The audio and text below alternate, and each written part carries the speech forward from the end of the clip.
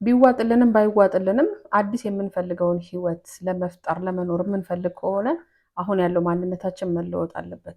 ይሄ ሲባል ብዙዎቻችን ወይ ከባድ እናደርገዋለን ወይ ደግሞ በቀላሉ የሚሆን ስለሚመስለን የምንፈልገውን ህይወት እንዲሁ ባለን ማንነት ልክ እየኖርን መጠበቅ ላይ ብቻ ትኩረት አድርገን በዛ ማንነት ለረጅም ጊዜ እንቆያለን።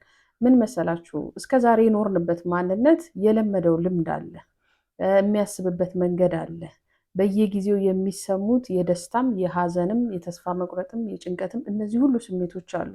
በዛ ስሜታችን ውስጥ ሆነን በዛ ልምድ ውስጥ ሆነን በዛ የማድረግ ወይም ደግሞ የተግባር ልምምድ ውስጥ ሆነን አዲስ ህይወት መፍጠር በጣም ከባድ ነው የሚሆንብን።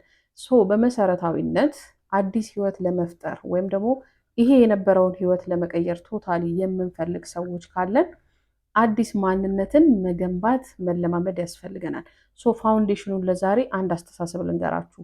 የትኛውም የህይወቴ ሁኔታ የተፈጠረው በእኔ ማንነት ልክ ነው የሚል አስተሳሰብ በውስጣችን ማስረጽ ይገባናል። ስለዚህ አዲስ የተባለ ህይወትን ለመፍጠር ስንነሳ ያንን የምንፈልገውን አዲስ ህይወት የሚመጥን አስተሳሰብ፣ የሚመጥን ስሜት፣ የሚመጥን ባህሪ ወይም ደግሞ የተግባር ልክ መለማመድን መኖር እንጀምራለን ማለት ነው።